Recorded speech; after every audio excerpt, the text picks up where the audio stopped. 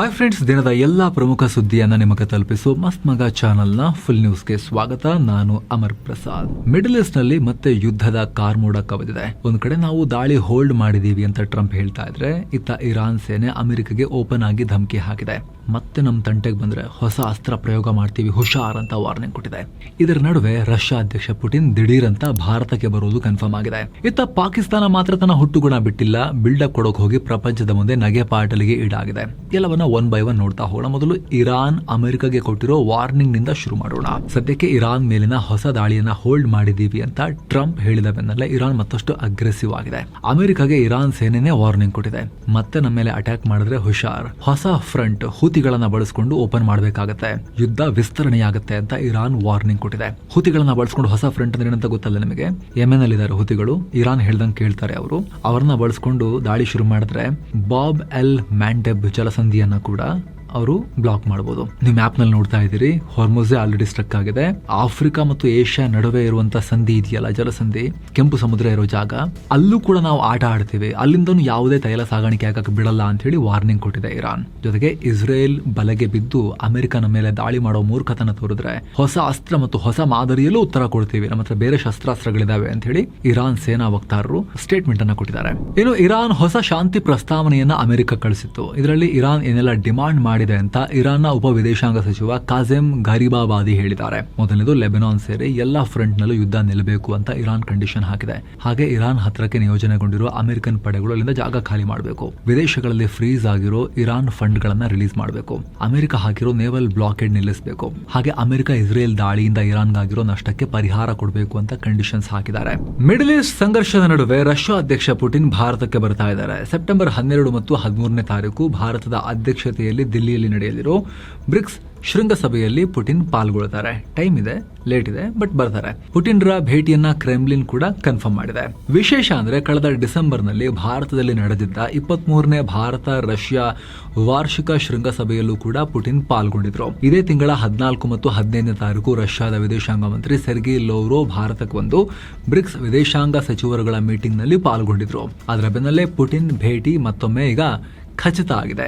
ಈ BRICS summit ನಲ್ಲಿ ಜಾಗತಿಕ ಭದ್ರತಾ ಸವಾಲುಗಳು, ಆರ್ಥಿಕ ಸಹಕಾರ, ಮಲ್ಟಿಪೋಲಾರ್ ವರ್ಲ್ಡ್ ಆರ್ಡರ್ ಅನ್ನ ಬಲಪಡಿಸುವ ಬಗ್ಗೆ ಚರ್ಚೆ ಮಾಡ್ತಾರಂತೆ. ಪುಟಿನ್ ಸೇರಿದ ಹಾಗೆ ಚೈನಾ, ಬ್ರೆಜಿಲ್ ಸೇರಿ ಹಲವಾರು ರಾಷ್ಟ್ರಗಳ ಲೀಡರ್ಗಳು ಕೂಡ ಈ ಸಮಿಟ್ ನಲ್ಲಿ ಪಾಲ್ಗೊಳ್ತಾರೆ. ಏನು ಸ್ನೇಹಿತರೆ, ಮಧುರೈ, ಕನ್ಯಾಕುಮಾರಿ, ತಿರುವನಂತಪುರ, ಅನಂತ ಪದ್ಮನಾಭ ಸ್ವಾಮಿ ಸೇರಿ ಕೇರಳ, ತಮಿಳುನಾಡಿನ ಎಲ್ಲ ಪ್ರದೇಶಗಳಿಗೆ ಯಾತ್ರೆ ಹೋಗುವ ಆಸಕ್ತಿ ನಿಮಗಿದ್ರೆ 7 ಸೈನ್ಸ್ ಟೂರಿಸಂ ನ ಆಲ್ ಇನ್ಕ್ಲೂಸಿವ್ ಪ್ಯಾಕೇಜ್ ಇಲ್ಲಿದೆ. ಆಸಕ್ತರು ಕಾಲ್ ಮಾಡಿ ಬುಕ್ ಮಾಡ್ಕೊಂಡು ಹೋಗಿ ಬರ್ಬೋದು. ಇತ್ತ ಪಾಕಿಸ್ತಾನ ತನಗೆ ಬುದ್ಧಿನೇ ಇಲ್ಲ ಅನ್ನೋದನ್ನ ಮತ್ತೊಮ್ಮೆ ಸಾಬೀತು ಮಾಡಿದೆ. ಈಗ ಪಾಕ್ನ ಆರ್ಮಿ ಆಫೀಸರ್ ಮುನೀಬ್ ಜಮಾಲ್ ಕಳೆದ ವರ್ಷದ ಸಂಘರ್ಷದ ಟೈಮ್ನಲ್ಲಿ ನಾವು ಭಾರತದ ರಜೌರಿ ಮತ್ತು ಮಾಮನ್ ಏರ್ ಬೇಸ್ ಅನ್ನ ಟಾರ್ಗೆಟ್ ಮಾಡಿ ಧ್ವಂಸಗೊಳಿಸಿದ್ದೀವಿ ಅಂತ ಹೇಳಿದ್ದಾರೆ. ಫತಾ 1 ಮಿಸೈಲ್ ಬಿಟ್ಟು ಈ 2 ಏರ್ ಬೇಸ್ ಗಳನ್ನ ಟಾರ್ಗೆಟ್ ಮಾಡಿದ್ವಿ ಅಂತ ಹೇಳಿದ್ದಾರೆ. ತಮಾಷೆ ಅಂದ್ರೆ, ಭಾರತದಲ್ಲಿ ಆ ಹೆಸರಿನ ಏರ್ ಬೇಸ್ ಗಳೇ ಅಸ್ತಿತ್ವದಲ್ಲಿ ಇಲ್ಲ. ರಜೌರಿಲಿ ವಾಯುಪಡೆಯ ಯಾವುದೇ ಆಪರೇಷನಲ್ ಬೇಸೇ ಇಲ್ಲ. ಇನ್ನು ಮಾಮುನ್ ಪಂಜಾಬ್ನ ಪಠಾಣ್ ಕೋಟ್ ಹತ್ತಿರ ಇರೋ ಮಿಲಿಟರಿ ಕಂಟೋನ್ಮೆಂಟ್ ಏರಿಯಾ ಅದು. ಹೀಗಾಗಿ ಪಾಕ್ ಅಧಿಕಾರಿಯ ಈ ಹೇಳಿಕೆಯಿಂದ ಪಾಕ್ ಮತ್ತೆ ಟ್ರೋಲ್ಗೆ ಒಳಗಾಗ್ತಾ ಇದೆ. ಇನ್ನು ತಮಿಳುನಾಡು ಸಿಎಂ ಆಗ್ತಿದ್ದ ಹಾಗೆ ವಿಜಯ್ ವಿವಾದವನ್ನ ಮೈ ಮೇಲೆ ಹೇಳ್ಕೊಂಡಿದ್ದಾರೆ. ನಿಷೇಧಿತ LTTE ಮುಖ್ಯಸ್ಥ ಪ್ರಭಾಕರನ್ಗೆ ಗೌರವ ಸಲ್ಲಿಸಿದ್ದಾರೆ ಇಂಡೈರೆಕ್ಟ್ ಆಗಿ. 2009ರಲ್ಲಿ ಶ್ರೀಲಂಕಾದಲ್ಲಿ ನಡೆದ ಭೀಕರ ಅಂತರ್ ಯುದ್ಧದಲ್ಲಿ ಸಾವಿರಾರು ತಮಿಳರು ಹತ್ಯೆಗೀಡಾಗಿದ್ರು. ಮುಳ್ಳಿವಾಕ್ಕಲ್ ಅನ್ನೋ ಕರಾವಳಿ ಗ್ರಾಮದಲ್ಲಿ ಈ ಫೈಟ್ ಆಗಿತ್ತು. ಇದೇ ಗ್ರಾಮದಲ್ಲಿ ಪ್ರಭಾಕರನ್ ಕೂಡ ಹತ್ಯೆಗೀಡಾಗಿದ್ದು. ಆ ಭೀಕರ ದಿನದ ಸ್ಮರಣಾರ್ಥ ಶ್ರೀಲಂಕಾ ತಮಿಳರಿಗೆ ವಿಜಯ್ ಸಪೋರ್ಟ್ ಮಾಡಿದ್ದಾರೆ. ಮುಳ್ಳಿವಾಕಲ್ ನೆನಪು ಸದಾ ನಮ್ಮ ಹೃದಯದಲ್ಲಿ ಇರುತ್ತೆ ಅಂತ ವಿಜಯ್ ಪೋಸ್ಟ್ ಮಾಡಿದ್ದಾರೆ. ಹಾಗೆ ಸಮುದ್ರದ ಆಚೆ ಇರೋ ಅಂದ್ರೆ ಲಂಕಾದಲ್ಲಿರೋ ತಮಿಳು ಬಂಧುಗಳು ಅವರ ಹಕ್ಕಿಗಾಗಿ ನಾವು ಬೆಂಬಲ ಕೊಡ್ತೀವಿ ಅಂತಲೂ ವಿಜಯ್ ಹೇಳಿದ್ದಾರೆ. ಇಂಟರ್ ನ್ಯಾಷನಲ್ ಪಾಲಿಟಿಕ್ಸ್ ಕೂಡ ಶುರು ಮಾಡಿದ್ದಾರೆ. ಲಂಕಾ ಭಾರತ ಸಂಬಂಧ ವಿಚಾರದಲ್ಲಿ ತಮಿಳುನಾಡಿನ ಕಾಂಟೆಕ್ಸ್ಟ್ ಇಟ್ಕೊಂಡು ರಾಜೀವ್ ಗಾಂಧಿ ಹತ್ಯೆ ಬಳಿಕ ಭಾರತದಲ್ಲಿ LTTE ನಿಷೇಧಿತ ಸಂಘಟನೆ. ಹೀಗಾಗಿ DMK, AIADMK ಅಂತ ಪಕ್ಷಗಳು ಈ ವಿಚಾರದಲ್ಲಿ ಸೈಲೆಂಟ್ ಆಗಿರ್ತವೆ. ಆದ್ರೀಗ ಸೋಷಿಯಲ್ ಮೀಡಿಯಾದಲ್ಲಿ ವಿಜಯ್ ನಡೆಗೆ ತೀವ್ರ ವಿರೋಧ ವ್ಯಕ್ತವಾಗ್ತಾ ಇದೆ. ಏನ್ರಿ, ಕಾಂಗ್ರೆಸ್ ಸಪೋರ್ಟ್ ನಿಂದ CM ಆಗಿ ಆ ಪಕ್ಷಕ್ಕೆ ಮೋಸ ಮಾಡ್ತಿದ್ದೀರಾ ಅನ್ನೋ ಪ್ರಶ್ನೆ ಕೇಳಲಾಗ್ತಿದೆ. ರಾಹುಲ್ ಗಾಂಧಿ ಅವರ ಅಪ್ಪ ರಾಜೀವ್ ಗಾಂಧಿ ಅವರನ್ನ ಹತ್ಯೆ ಮಾಡಿರುವುದು ಇದೆ ಪ್ರಭಾಕರನ್ ಅಂಡ್ ಗ್ಯಾಂಗ್. ಅವ್ರಿಗೆ ನೀವು ಬೆಂಬಲ ಕೊಡ್ತೀರಾ? ಇದು ಯಾವ ತರ ವಿಜಯ್ ಮಾಡೋಕ್ ಹೊರಟಿರೋದು? ನಿಜವಾಗ್ಲೂ ಅವ್ರಿಗೆ ಅಷ್ಟೆಲ್ಲ ನಾಲೆಜ್ ಇದೆಯಾ ಅದನ್ನೆಲ್ಲ ಮಾತಾಡುವಷ್ಟು ಅನ್ನೋ ಪ್ರಶ್ನೆಯನ್ನ ಕೇಳಲಾಗ್ತಿದೆ. ಏನೋ ವಿವಿಧ ಬೇಡಿಕೆಗಳಿಗಾಗಿ ಒತ್ತಾಯಿಸಿ ಮೇ 20ಕ್ಕೆ ನಡೆಯಬೇಕಾಗಿದ್ದ ಸಾರಿಗೆ ಸಂಘಗಳ ಮುಷ್ಕರಕ್ಕೆ ಹೈಕೋರ್ಟ್ ಬ್ರೇಕ್ ಹಾಕಿದೆ. ಮುಷ್ಕರ ವಿರೋಧಿಸಿ ಸಾರ್ವಜನಿಕ ಹಿತಾಸಕ್ತಿ ಅರ್ಜಿಯೊಂದು ಸಲ್ಲಿಕೆಯಾಗಿತ್ತು. ಅದರ ವಿಚಾರಣೆ ನಡೆಸಿದ ವೇಳೆ ಕೋರ್ಟ್ ಈ ಆದೇಶ ನೀಡಿದೆ. ಸರ್ಕಾರ ಈಗ ಆಲ್ರೆಡಿ ನೌಕರರಿಗೆ 12.5% ವೇತನ ಹೆಚ್ಚಳ ಮಾಡಿದೆ. ಹೀಗಿರುವಾಗ ಮತ್ತೆ ಮುಷ್ಕರ ಮಾಡೋದು ಸರಿಯಲ್ಲ ಅಂತ ಹೈಕೋರ್ಟ್ ಕಿವಿ ಮಾತು ಹೇಳಿದೆ. ಅಲ್ಲದೆ ಸರ್ಕಾರದೊಂದಿಗೆ ಮಾತುಕತೆ ನಡೆಸಿ ಅಂತ ಹೇಳಿ ವಿಚಾರಣೆಯನ್ನ ಗುರುವಾರಕ್ಕೆ ಮುಂದೂಡಿಕೆ ಮಾಡಿದೆ. ಅತ್ತ ಸಾರಿಗೆ ನೌಕರರೊಂದಿಗೆ ಮೀಟಿಂಗ್ ನಡೆಸಿ ಅಂತ ರಾಜ್ಯ ಸರ್ಕಾರಕ್ಕೂ ಕೋರ್ಟ್ ನೋಟಿಸ್ ಕೊಟ್ಟಿದೆ. ಹೈಕೋರ್ಟ್ ಸೂಚನೆ ಬೆನ್ನಲ್ಲೇ ಸಾರಿಗೆ ನೌಕರರ ಜಂಟಿ ಕ್ರಿಯಾ ಸಮಿತಿ ಮುಷ್ಕರ ವಾಪಸ್ ಪಡೆಯುವ ನಿರ್ಧಾರ ಮಾಡಿದೆ. ಹೀಗಾಗಿ ಬುಧವಾರ ಬಸ್ ಬಂದ್ ಆಗಲ್ಲ ಅಂತ ಹೇಳಿ ಪ್ರಯಾಣಿಕರು ನಿಟ್ಟುಸಿರು ಬಿಟ್ಟಿದ್ದಾರೆ. ಹಾಗೆ 25% ವೇತನ ಜಾಸ್ತಿ ಮಾಡಬೇಕು, ಕೋವಿಡ್ ಟೈಮ್ನಲ್ಲಿ ಮೃತಪಟ್ಟ ನೌಕರರ ಕುಟುಂಬಕ್ಕೆ ಪರಿಹಾರ ಕೊಡಬೇಕು ಅಂತ ಹೇಳಿ ನೌಕರರು ಪ್ರತಿಭಟನೆಗೆ ಮುಷ್ಕರಕ್ಕೆ ಮುಂದಾಗಿದ್ರು. ಏನೋ ಕೊಡಗಿನ ದುಬಾರೆ ಕ್ಯಾಂಪ್ನಲ್ಲಿ ಕಂಜನ್ ಆನೆ ಜೊತೆಗಿನ ಕಾದಾಟದಿಂದ ಗಾಯಗೊಂಡಿದ್ದ ಮಾರ್ತಾಂಡ ಆನೆ ಚಿಕಿತ್ಸೆ ಫಲಿಸದೆ ಈಗ ಪ್ರಾಣ ಬಿಟ್ಟಿದೆ. ಸೋಮವಾರ ನಡೆದಿದ್ದ ಇದೇ ಆನೆಗಳ ಜಗಳದ ಮಧ್ಯೆ ಸಿಲುಕಿ ಚೆನ್ನೈ ಮೂಲದ ಮಹಿಳೆಯೊಬ್ಬರು ಕೂಡ ಪ್ರಾಣ ಕಳ್ಕೊಂಡಿದ್ರು. ಏನೋ ಘಟನೆ ಹಿನ್ನೆಲೆಯಲ್ಲಿ ದುಬಾರೆ ಕ್ಯಾಂಪ್ ಅನ್ನ 2 ದಿನ ಬಂದ್ ಮಾಡಲಾಗಿದೆ. ಅರಣ್ಯ ಮಂತ್ರಿ ಈಶ್ವರ್ ಖಂಡ್ರೆ ಕೂಡ ಆನೆ ಶಿಬಿರಗಳಿಗೆ ಕಠಿಣ ಸುರಕ್ಷತಾ ಮಾರ್ಗಸೂಚಿ ಫಾಲೋ ಮಾಡೋಕೆ ಹೇಳಿದ್ದಾರೆ. ಪ್ರವಾಸಿಗರು ಆನೆಗಳು ಸ್ನಾನ ಮಾಡೋದನ್ನ ನೋಡಬಹುದು, ಕನಿಷ್ಠ 100 ಅಡಿ ದೂರದಿಂದಲೇ ನೋಡೋಕೆ ಅವಕಾಶ ಮಾಡಿಕೊಡ್ಬೇಕು ಅಂತ ಖಂಡ್ರೆ ಹೇಳಿದ್ದಾರೆ. ಏನೋ ರೇಣುಕಾ ಸ್ವಾಮಿ ಕೊಲೆ ಕೇಸ್ನ ಆರೋಪಿ ನಟ ದರ್ಶನ್ ಜೈಲಲ್ಲೇ ತಮ್ಮನ್ನ ತಾವೇ ಮುಗಿಸಿಕೊಳ್ಳೋಕೆ ಪ್ರಯತ್ನ ಪಟ್ಟಿದ್ದಾರೆ ಅನ್ನೋ ವದಂತಿ ಹರಿದಾಡಿ ದೊಡ್ಡ ಟೆನ್ಷನ್ ಕ್ರಿಯೇಟ್ ಆಗಿತ್ತು. ಪರಪ್ಪನ ಅಗ್ರಹಾರ ಜೈಲಿನ ಸುತ್ತಮುತ್ತ ಜನ ಕೂಡ ಜಮಾಯಿಸಿದ್ರು. ಈ ಬಗ್ಗೆ ಜೈಲಿನ ಡಿಜಿಪಿ ಅಲೋಕ್ ಕುಮಾರ್ ಸ್ಪಷ್ಟೀಕರಣ ಕೊಟ್ಟಿದ್ದಾರೆ. ಸಂಪೂರ್ಣ ಸುಳ್ಳು ಮತ್ತು ಆಧಾರರಹಿತ ಸುದ್ದಿ ಅಂತ ಹೇಳಿದ್ದಾರೆ. ಇಂಥ ವದಂತಿಯ ನಂಬಿ ಯಾರು ಕೂಡ ಇಲ್ಲಿ ಬರಕ್ ಹೋಗಬೇಡಿ ಅಂತ ಹೇಳಿ ಡಿಜಿಪಿ ಎಲ್ಲರನ್ನ ಕಳಿಸ್ಬಿಟ್ಟಿದ್ದಾರೆ ಅಲ್ಲಿಂದ. ಇನ್ನು ಸೋಮವಾರ ಬೆಂಗಳೂರಿನ ಕೆಪಿಸಿಸಿ ಕಚೇರಿಯಲ್ಲಿ ಮಾರಾಮಾರಿ ಆಗಿತ್ತು. ಅದನ್ನೀಗ ರಾಜ್ಯ ಯುವ ಕಾಂಗ್ರೆಸ್ ಘಟಕ ಗಂಭೀರವಾಗಿ ಪರಿಗಣಿಸಿದೆ. ದೀಪಿಕಾ ರೆಡ್ಡಿ ಸೇರಿದಂತೆ ಹಲವರಿಗೆ ಯುವ ಕಾಂಗ್ರೆಸ್ ಶೋಕಾಸ್ ನೋಟಿಸ್ ಕೊಟ್ಟಿದೆ. 1 ವಾರದ ಒಳಗಡೆ ವಿವರಣೆ ಕೊಡಿ ಅನ್ನೋ ಸೂಚನೆ ಕೊಡಲಾಗಿದೆ. ಇತ್ತ ಡಿಸಿಎಂ ಡಿಕೆ ಶಿವಕುಮಾರ್ ಕೂಡ ಘಟನೆ ಬಗ್ಗೆ ಪರಿಶೀಲನೆ ಮಾಡಿ ಅಂತ ಕೆಪಿಸಿಸಿ ಕಾರ್ಯಾಧ್ಯಕ್ಷ ಜಿಸಿ ಚಂದ್ರಶೇಖರ್ಗೆ ಸೂಚಿಸಿದ್ದಾರೆ. ನೀಟ್ ಪ್ರಶ್ನೆ ಪತ್ರಿಕೆ ಸೋರಿಕೆ ಪ್ರತಿಭಟನೆ ಸಂಬಂಧ ಯೂತ್ ಕಾಂಗ್ರೆಸ್ ಘಟಕ ಸಭೆ ಆಯೋಜನೆ ಮಾಡಿತ್ತು. ಈ ವೇಳೆ ಯೂತ್ ಕಾಂಗ್ರೆಸ್ ಉಪಾಧ್ಯಕ್ಷ ಸ್ಥಾನದಿಂದ ದೀಪಿಕಾ ರೆಡ್ಡಿ ಸೇರಿ 15 ಜನರನ್ನ ವಜಾ ಮಾಡಲಾಗಿತ್ತು ಅಂತ ಹೇಳಿ ಗಲಾಟೆಯಾಗಿತ್ತು. ಅಧ್ಯಕ್ಷ ಮಂಜುನಾಥ್ ಗೌಡ ಹಾಗೂ ದೀಪಿಕಾ ರೆಡ್ಡಿ ಬೆಂಬಲಿಗರು ಪರಸ್ಪರ ಹೊಡೆದಾಡಿಕೊಂಡಿದ್ರು. ಏನೋ ಭಾರತದ ಪೌರತ್ವ ಪಡೆಯುವ ನಿಯಮಗಳಲ್ಲಿ ಕೇಂದ್ರ ಸರ್ಕಾರ ದೊಡ್ಡ ಬದಲಾವಣೆ ಮಾಡಿದೆ. ಸಿಟಿಜನ್ಶಿಪ್ ಅಮೆಂಡ್ಮೆಂಟ್ ಆಕ್ಟ್ ಅಂದ್ರೆ ಸಿಎಎ ಅಡಿಯಲ್ಲಿ ಪೌರತ್ವ ಕೇಳ್ತಿರೋರಿಗೆ 2026ರ ಹೊಸ ರೂಲ್ಸ್ ಅನ್ನ ಜಾರಿ ಮಾಡಿದ್ದಾರೆ. ಅದರಲ್ಲೂ 3 ನೆರೆ ರಾಷ್ಟ್ರಗಳು ಅಲ್ಲಿನ ಪಾಸ್ಪೋರ್ಟ್ ಹೊಂದಿರುವ ಅರ್ಜಿದಾರರಿಗೆ ಹೊಸ ರೂಲ್ಸ್ ಜಾರಿ ಮಾಡಲಾಗಿದೆ. ಪಾಕಿಸ್ತಾನ್, ಅಫ್ಘಾನಿಸ್ತಾನ್ ಮತ್ತು ಬಾಂಗ್ಲಾದ ಪಾಸ್ಪೋರ್ಟ್ ವಿವರ ಕೊಡೋದು ಈಗ ಕಡ್ಡಾಯ ಆಗಿದೆ. ಜೊತೆಗೆ ಅರ್ಜಿದಾರರು ತಮ್ಮ ಹಳೆ ಅಥವಾ ಚಾಲ್ತಿಯಲ್ಲಿರೋ ಪಾಸ್ಪೋರ್ಟ್ ವಿವರಗಳನ್ನು ಕೊಡಬೇಕಾಗತ್ತೆ.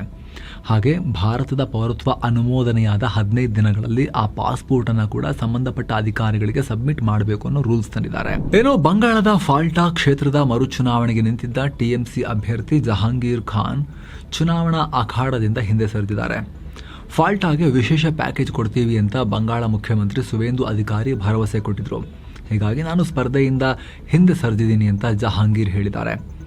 ಚುನಾವಣೆಯಲ್ಲಿ ಅಕ್ರಮ ಆಗಿದೆ ಅನ್ನೋ ಆರೋಪದ ಮೇಲೆ ಚುನಾವಣಾ ಆಯೋಗಕ್ಕೆ ಹಲವು ದೂರುಗಳು ದಾಖಲಾಗಿತ್ತು. ಹೀಗಾಗಿ ಈ ಕ್ಷೇತ್ರದಲ್ಲಿ ಮೇ 21ಕ್ಕೆ ರೀಎಲೆಕ್ಷನ್ ನಡೆಯುತ್ತೆ. ಆದರೆ ಈಗ 2 ದಿನಗಳ ಹಿಂದೆ ಈ ಬೆಳವಣಿಗೆಯಾಗಿದೆ. ಮೇ 24ಕ್ಕೆ ಚುನಾವಣಾ ಫಲಿತಾಂಶ ಇಲ್ಲಿ ಹೊರಬೀಳುತ್ತೆ. ಇವರೀಗ ಸ್ಪರ್ಧೆನೆ ಮಾಡಲ್ಲ ಅಂತ ಕಣದಿಂದ ಓಡ್ ಹೋಗಿದ್ದಾರೆ. ಸೊ ಇಲ್ಲಿ ನಿಜವಾಗ್ಲೂ ಆಗಿರೋದೇನು? ಈ ಜಹಾಂಗೀರ್ ಖಾನ್ ನಿಜವಾಗ್ಲೂ ಕೂಡ ಸುವೇಂದು ಅಧಿಕಾರಿ ಪ್ಯಾಕೇಜ್ ಕೊಟ್ಟಿದ್ದಕ್ಕೆ ಮನಸೋತು ಬಿಟ್ರ, ಅಥವಾ ಅಧಿಕಾರಕ್ಕೆ ಬರ್ತಿದ್ದ ಹಾಗೆ ಜಹಾಂಗೀರ್ ಖಾನ್ ಯಾವ್ದಾದ್ರು ಸೂಕ್ಷ್ಮ ನಾಡಿಯನ್ನ ಹಿಡಿದು ಮೀಟ್ ಬಿಟ್ರ ಸುವೇಂದು ಅಧಿಕಾರಿ, ಅದಕ್ಕೆ ಈ ತರ ಪಲಾಯನ, ಈ ತರ ಬಹಳ ಚರ್ಚೆ ನಡೀತಾ ಇದೆ. ಇನ್ನು ಮುಂಬೈನ ಬಾಂದ್ರಾದಲ್ಲಿ ರೈಲ್ವೆ ಇಲಾಖೆ ಬೃಹತ್ ತೆರವು ಕಾರ್ಯಾಚರಣೆ ಶುರು ಮಾಡಿದೆ. ಬಾಂದ್ರಾದ ಪೂರ್ವದ ಗರೀಬ್ ನಗರದಲ್ಲಿ 400 ಅಕ್ರಮ ಕಟ್ಟಡಗಳ ತೆರವು ಕಾರ್ಯಾಚರಣೆ ಶುರುವಾಗಿದೆ. ಬಾಂಬೆ ಹೈಕೋರ್ಟ್ ಆದೇಶದ ಮೇರೆಗೆ ರೈಲ್ವೆ ಇಲಾಖೆಗೆ ಸೇರಿದ 5200 ಚದರ ಮೀಟರ್ ಒತ್ತುವರಿ ಜಾಗವನ್ನು ರಿಕವರ್ ಮಾಡಿಕೊಳ್ಳಲಾಗ್ತಿದೆ.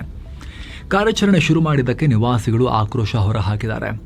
ಅಹಿತಕರ ಘಟನೆ ನಡೆಯಬಾರದು ಅಂತ ಹೇಳಿ ಸಾವಿರಾರು ಭದ್ರತಾ ಸಿಬ್ಬಂದಿಯನ್ನ ನಿಯೋಜನೆ ಮಾಡಲಾಗಿದೆ. ಏನೋ ಬೀದಿ ನಾಯಿಗಳ ತೆರವಿಗೆ ಸುಪ್ರೀಂ ಕೋರ್ಟ್ ಕಳೆದ ವರ್ಷ ದೊಡ್ಡ ಆದೇಶ ಹೊರಡಿಸಿತ್ತು. ಅವುಗಳನ್ನ ಸಾರ್ವಜನಿಕ ಜಾಗದಿಂದ ತೆಗೆದುಹಾಕಿ ಸ್ಟೆರಿಲೈಸ್ ಮಾಡಿ ಶೆಲ್ಟರ್ಗಳಿಗೆ ಶಿಫ್ಟ್ ಮಾಡಿ ಅಂತ ನಿರ್ದೇಶಿಸಿತ್ತು.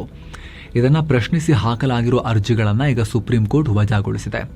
ಜೊತೆಗೆ ಪ್ರತಿಯೊಬ್ಬ ನಾಗರಿಕರಿಗೂ ಕೂಡ ಪಬ್ಲಿಕ್ ಪ್ಲೇಸ್ನಲ್ಲಿ ಫ್ರೀ ಆಗಿ ಸೇಫ್ ಆಗಿ ಓಡಾಡೋ ಸಾಂವಿಧಾನಿಕ ಹಕ್ಕಿರಬೇಕು.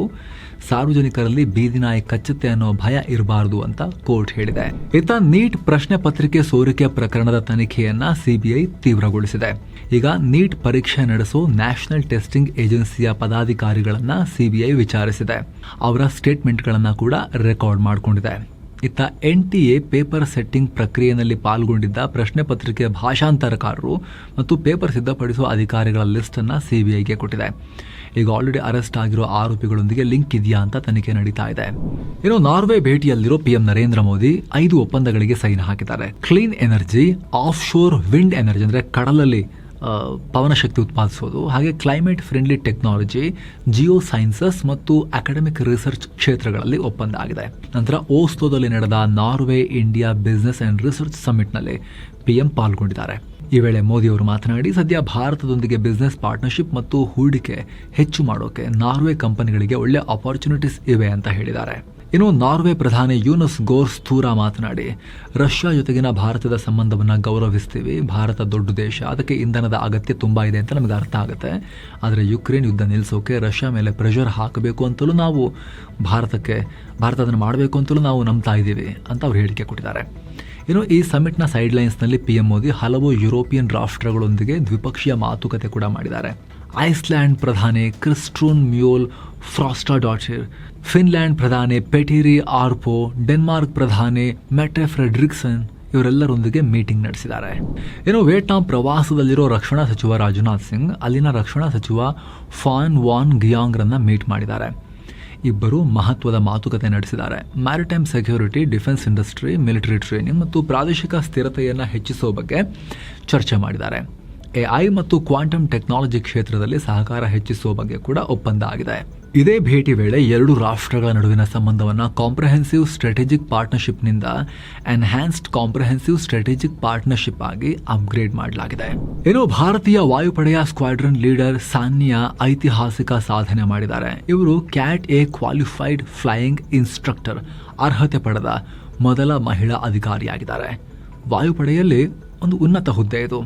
ಇತರ ಪೈಲಟ್ಗಳಿಗೆ ಟಾಪ್ ಲೆವೆಲ್ನ ಟ್ರೈನಿಂಗ್ ಕೊಡೋರು ಇವರು. ಇನ್ನೊಂದು ಕಡೆ ಅಸ್ಸಾಂ ಮೂಲದ ಮಹಿಳಾ ಅಧಿಕಾರಿ ಮೇಜರ್ ಡಾಕ್ಟರ್ ದ್ವಿಪನ್ನಿತಾ ಕಲಿತಾ ದೊಡ್ಡ ಸಾಧನೆ ಮಾಡಿದ್ದಾರೆ. ಭಾರತೀಯ ಸೇನೆಯಲ್ಲಿ ಅಸ್ಸಾಂನ ಮೊದಲ ಮಹಿಳಾ ಪ್ಯಾರಾಟ್ರೂಪರ್ ಆಗಿದ್ದಾರೆ. ಕಠಿಣ ಪ್ಯಾರಾಶೂಟ್ ಟ್ರೈನಿಂಗ್ ಪಡೆದು ಈ ಸ್ಥಾನ ಪಡೆದಿದ್ದಾರೆ. ಇನ್ನು ಕಳೆದ ಫೆಬ್ರವರಿಯಲ್ಲಿ ಲಂಡನ್, ಬೆಂಗಳೂರು ಏರ್ ಇಂಡಿಯಾ ವಿಮಾನದಲ್ಲಿ ಫ್ಯೂಲ್ ಸಪ್ಲೈನಲ್ಲಿ ದೋಷ ಆಗಿತ್ತು. ಈಗ ವಿಮಾನದ ಫ್ಯೂಲ್ ಸ್ವಿಚ್ ದೋಷದ ಪರೀಕ್ಷೆ ಅಮೆರಿಕದ ಬೋಯಿಂಗ್ ಲ್ಯಾಬ್ನಲ್ಲಿ ನಡೆಯುತ್ತೆ. ಭಾರತದ 2 DGC ಅಧಿಕಾರಿಗಳು ಅಮೆರಿಕ ಖುದ್ದಾಗಿ ಹೋಗಿ ಮೇಲ್ವಿಚಾರಣೆ ನಡೆಸ್ತಾರೆ. ಕಳೆದ ವರ್ಷ ಗುಜರಾತ್ನಲ್ಲೂ ಕೂಡ ಇಂಧನ ಪೂರೈಕೆಯಿಂದ ಅಪಘಾತ ಆಗಿತ್ತು ಅಂತ ಪ್ರಾಥಮಿಕ ವರದಿ ಹೇಳಿತ್ತು. ಇದರ ಅಂತಿಮ ವರದಿ ಮುಂದಿನ ತಿಂಗಳು ಬರಬೇಕಾಗಿದೆ. ಹೀಗಾಗಿ ತೀವ್ರ ತಪಾಸಣೆ ಇದು ಮಹತ್ವ ಪಡ್ಕೊಳ್ತಾ ಇದೆ. ಇನ್ನು all India organisation of chemist and druggist ಅಂದರೆ ಈ ಔಷಧ ಮಾರಾಟಗಾರರು ಮೇ 20ನೇ ತಾರೀಕು ನಾಳೆ ದೇಶಾದ್ಯಂತ ಭಾರಿ ಮುಷ್ಕರಕ್ಕೆ ಕರೆ ಕೊಟ್ಟಿದ್ದಾರೆ. ಆನ್ಲೈನ್ ಮೆಡಿಸಿನ್ ಮಾರಾಟ ಮಾಡಿ ನಮ್ಮ ಅಂಗಡಿಗೆ ಯಾರು ಬರ್ತಾ ಇಲ್ಲ ಅನ್ನೋದು ಈ ರಿಟೇಲ್ ಅಂದರೆ ಅಂಗಡಿಗಳಲ್ಲಿ ಫಿಸಿಕಲ್ ಸ್ಟೋರ್ ಇಟ್ಕೊಂಡು ಮಾರೋರ ಆಕ್ರೋಶ. 12 ಲಕ್ಷ ಜನ ಮೆಡಿಕಲ್ ಶಾಪ್ ಓನರ್ಸ್, ಕೆಮಿಸ್ಟ್, ಔಷಧ ವಿತರಕರು ಪಾಲ್ಗೊಳ್ಳೋ ನಿರೀಕ್ಷೆ ಇದೆ. ಹೀಗಾಗಿ ದೇಶದ ಹಲವು ಕಡೆಗಳಲ್ಲಿ ಮೆಡಿಸಿನ್ ಸಪ್ಲೈಗೆ ಸ್ವಲ್ಪ ಅಡಚಣೆಯಾಗುವ ಆತಂಕ ಇದೆ. ಇನ್ನು ಬಿಸಿಲ ಬೇಗೆ ಕಾರಣದಿಂದಾಗಿ ಭಾರತದ ವಿದ್ಯುತ್ ಬೇಡಿಕೆ ಹೊಸ ದಾಖಲೆ ಬರೆದಿದೆ. ಸೋಮವಾರ ಗರಿಷ್ಠ ವಿದ್ಯುತ್ ಬೇಡಿಕೆ ಬರೋಬ್ಬರಿ 257.37 ಗಿಗಾವ್ಯಾಟ್ಗೆ ತಲುಪುವ ಮೂಲಕ ರೆಕಾರ್ಡ್ ಆಗಿದೆ. ಏಪ್ರಿಲ್ನಲ್ಲಿ 256 ಗಿಗಾವ್ಯಾಟ್ಗೆ ತಲುಪಿದ್ದೇ ಹೈಯೆಸ್ಟ್ ಆಗಿತ್ತು. ಇನ್ನು ದೇವಸ್ಥಾನಗಳ ಚಿನ್ನದ ಮೇಲೆ ಗೋಲ್ಡ್ ಬಾಂಡ್ ತರೋಕೆ ಅಥವಾ ಹಣ ಗಳಿಸೋಕೆ ಸರ್ಕಾರ ಪ್ಲಾನ್ ಮಾಡಿದೆ ಅಂತ ಸುದ್ದಿ ಸುಮ್ಮನೆ ಸ್ಪ್ರೆಡ್ ಮಾಡಲಾಗಿತ್ತು. ಇದರ ಬಗ್ಗೆ ಹಣಕಾಸು ಇಲಾಖೆ ಈಗ ಸ್ಪಷ್ಟೀಕರಣ ಕೊಟ್ಟಿದೆ. ಸುಳ್ಳು ಸುದ್ದಿ, ಅಂಥದ್ದೆಲ್ಲ ಐಡಿಯಾ ಯಾವುದೂ ಇಲ್ಲ ಅಂತ ಹೇಳಿದೆ, ಕ್ಲಾರಿಫಿಕೇಶನ್ ಕೊಟ್ಟಿದೆ. ಇನ್ನು ಭಾರತದಲ್ಲೇ ನಡೆಯಲಿರುವ ಅಫ್ಘಾನಿಸ್ತಾನ ವಿರುದ್ಧದ 1 ಟೆಸ್ಟ್ ಮತ್ತು ಏಕದಿನ ಸರಣಿಗೆ ಟೀಮ್ ಇಂಡಿಯಾ ಅನೌನ್ಸ್ ಆಗಿದೆ. ಈ 2 ಸೀರೀಸ್ಗೂ ಶುಭ್ಮನ್ ಗಿಲ್ ಕ್ಯಾಪ್ಟನ್ ಇದ್ದಾರೆ. ODIಗೆ ಶ್ರೇಯಸ್ ಅಯ್ಯರ್ ವೈಸ್ ಕ್ಯಾಪ್ಟನ್ ಆದರೆ ರೋಹಿತ್ ಕೊಹ್ಲಿ ಹಾಗೂ ಹಾರ್ದಿಕ್ ಪಾಂಡ್ಯ ಕೂಡ ಟೀಮ್ನಲ್ಲಿದ್ದಾರೆ. ಉಳಿದಂತೆ ಏಕದಿನ ಟೀಮ್ ಈ ರೀತಿಯಾಗಿದೆ, ನೀವು ನೋಡಬಹುದು. ಇನ್ನು ಟೆಸ್ಟ್ ವಿಚಾರಕ್ಕೆ ಬಂದರೆ ಇಲ್ಲಿ KL ರಾಹುಲ್ ವೈಸ್ ಕ್ಯಾಪ್ಟನ್. ಉಳಿದಂತೆ ಟೆಸ್ಟ್ ಟೀಮ್ ಈ ರೀತಿಯಾಗಿದೆ, ನೀವು ಇಲ್ಲಿ ನೋಡಬಹುದು. ಜೂನ್ 6ಕ್ಕೆ ಟೆಸ್ಟ್ ಮ್ಯಾಚ್ ಇದ್ರೆ ಜೂನ್ 14ರಿಂದ 20ರವರೆಗೆ ಏಕದಿನ ಪಂದ್ಯಗಳು ನಡೆಯಲಿವೆ. ಇನ್ನು ಷೇರುಪೇಟೆ ಮತ್ತು ಬಿಸ್ನೆಸ್ ವಿಚಾರಕ್ಕೆ ಬಂದರೆ ಭಾರತದ ಷೇರುಪೇಟೆ ಬಿದ್ದಿದೆ. ಸೆನ್ಸೆಕ್ಸ್ 114 ಪಾಯಿಂಟ್ಸ್ ಆಲ್ಮೋಸ್ಟ್ ಫ್ಲಾಟ್ ಅಂತ ಅನ್ಕೊಳ್ಳಿ, 0.15% ಬಿದ್ದು 75,200ಕ್ಕೆ ರೀಚ್ ಆಗಿದೆ. ನಿಫ್ಟಿ 31 ಪಾಯಿಂಟ್ಸ್ ಅಥವಾ 0.14% ಡೌನ್ ಆಗಿ 23,618ಕ್ಕೆ ತಲುಪಿದೆ. ಆದರೆ BSE mid cap index 0.7% rise ಆದರೆ ಸ್ಮಾಲ್ ಕ್ಯಾಪ್ ಇಂಡೆಕ್ಸ್ 1.17% ಜಂಪ್ ಆಗಿದೆ. ಮಿಡ್ ಕ್ಯಾಪ್ ಮತ್ತು ಸ್ಮಾಲ್ ಕ್ಯಾಪ್ ಚೆನ್ನಾಗಿ ಪರ್ಫಾರ್ಮ್ ಮಾಡಿದ ಕಾರಣ BSE ಲಿಸ್ಟೆಡ್ ಕಂಪನಿಗಳ ಒಟ್ಟು ಮಾರ್ಕೆಟ್ ಕ್ಯಾಪ್ 459 ಕೋಟಿ ರೂಪಾಯಿಗೆ ತಲುಪಿದೆ. ಆದರೆ ಕ್ರೂಡ್ ಆಯಿಲ್ ಬೆಲೆ ಏರಿಕೆ, ರೂಪಾಯಿ ಮೌಲ್ಯ ಕುಸಿತ ಮತ್ತು ಅಮೆರಿಕ ಇರಾನ್ ಸಂಘರ್ಷದಲ್ಲಿ ಮುಂದೇನಾಗುತ್ತೋ ಅನ್ನೋ ಆತಂಕ ಷೇರುಪೇಟೆಯನ್ನು ಕಾಡ್ತಾ ಇದೆ. ಹೀಗಾಗಿ ಲಾರ್ಜ್ ಕ್ಯಾಪ್ ಕಂಪನಿಗಳಲ್ಲಿ ಪ್ರಾಫಿಟ್ ಬುಕಿಂಗ್ ನಡೆದು ಷೇರುಪೇಟೆ ಲಾಸ್ ಮಾಡಿಕೊಂಡಿದೆ. Kotak Mahindra bank, Titan company, UltraTech cement, Bharti Airtel ನಷ್ಟ ಅನುಭವಿಸಿದೆ. ಆದರೆ Infosys, HCL technologies, tech Mahindra, Tata consultancy ಲಾಭ ಮಾಡಿಕೊಂಡಿವೆ. ಒಟ್ಟಾರೆ BSEನಲ್ಲಿ 2,544 ಸ್ಟಾಕ್ಸ್ ಗ್ರೀನ್ನಲ್ಲಿದ್ದರೆ 1,645 ಸ್ಟಾಕ್ಸ್ ರೆಡ್ನಲ್ಲಿವೆ. ಅದೇ NSEನಲ್ಲಿ 2,150 ಸ್ಟಾಕ್ಸ್ ಗ್ರೀನ್ನಲ್ಲಿದ್ದರೆ 1,109 ಸ್ಟಾಕ್ಸ್ ರೆಡ್ನಲ್ಲಿ ಎಂಡ್ ಆಗಿವೆ. ಡಾಲರ್ ಮುಂದೆ ರೂಪಾಯಿ ಮೌಲ್ಯ 35 ಪೈಸೆ ಕುಸಿದು 96 ರೂಪಾಯಿ 62 ಪೈಸೆ ಆಗಿದೆ. ಇನ್ನು ಪ್ರತಿ ಬ್ಯಾರಲ್ ಕ್ರೂಡ್ ಆಯಿಲ್ ಬೆಲೆ ವಿಡಿಯೋ ರೆಕಾರ್ಡ್ ಆಗೋ ವೇಳೆಗೆ $110ನಲ್ಲೇ ಇತ್ತು. ಇನ್ನು ಚಿನ್ನ ಮತ್ತು ಬೆಳ್ಳಿ ಬೆಲೆ ವಿಚಾರಕ್ಕೆ ಬಂದರೆ 24 ಕ್ಯಾರೆಟ್ನ 10 ಗ್ರಾಂ ಚಿನ್ನದ ಬೆಲೆಯಲ್ಲಿ 1,338 ರೂಪಾಯಿ ಜಾಸ್ತಿಯಾಗಿ 1,59,077 ರೂಪಾಯಿ ಆಗಿದೆ. 22 ಕ್ಯಾರೆಟ್ನ 10 ಗ್ರಾಂ ಚಿನ್ನದ ಬೆಲೆಯಲ್ಲಿ 1,226 ರೂಪಾಯಿ ಜಾಸ್ತಿಯಾಗಿ 1,45,715 ರೂಪಾಯಿ ಆಗಿದೆ. 1 ಕೆಜಿ ಬೆಳ್ಳಿ ಬೆಲೆಯಲ್ಲಿ 309 ರೂಪಾಯಿ ಹೆಚ್ಚಾಗಿ 2,68,713 ರೂಪಾಯಿ ಆಗಿದೆ. ಸೊ ಫ್ರೆಂಡ್ಸ್, ಇದಾಗಿತ್ತು ಇವತ್ತಿನ ಫುಲ್ ನ್ಯೂಸ್. ನಾವು ಕೊಯ್ದಿಲ್ಲ, ಹೇಳದಿಲ್ಲ, ಕಿರ್ಚಾಡಿಲ್ಲ, ಬರೀ ಸುದ್ದಿಯ ರೀತಿಯಲ್ಲಿ ತಲುಪಿಸುವ ಪ್ರಯತ್ನವನ್ನು ಮಾಡಿದ್ದೀವಿ. ನಿಮಗಿದು ಇಷ್ಟ ಆಗ್ತಾ ಇದ್ರೆ ಆಸಕ್ತ ವೀಕ್ಷಕರು ವಿಡಿಯೋ ಕೆಳಗಿರೋ ಜಾಯಿನ್ ಆಪ್ಷನ್ ಮೂಲಕ ಮಸ್ಮಗ ಚಾನಲ್ಗೆ ಮೆಂಬರ್ ಆಗಿ ಜಾಯಿನ್ ಆಗೋದನ್ನು ಕನ್ಸಿಡರ್ ಮಾಡ್ಬೋದು. ಆಗ ಎಲ್ಲ ಮೆಂಬರ್ ಓನ್ಲಿ ವೀಡಿಯೋಸನ್ನು, ಅಂದರೆ ಮೆಂಬರ್ಗಳಿಗೆ ಮಾತ್ರ ಸೀಮಿತವಾಗಿರೋ ವೀಡಿಯೋಸನ್ನು ನೋಡೋದು ಮಾತ್ರ ಅಲ್ಲದೆ ನಮ್ಮ ತಂಡದ ಕೆಲಸಕ್ಕೆ ನೀವು ಸಪೋರ್ಟ್ ಮಾಡಿದ ಹಾಗೂ ಕೂಡ ಆಗುತ್ತೆ. ಆಸಕ್ತರು ಕನ್ಸಿಡರ್ ಮಾಡಿ ಮತ್ತೆ ಭೇಟಿ ಆಗ್ತಿರೋಣ ಸ್ನೇಹಿತರೆ. ನಮಸ್ಕಾರ.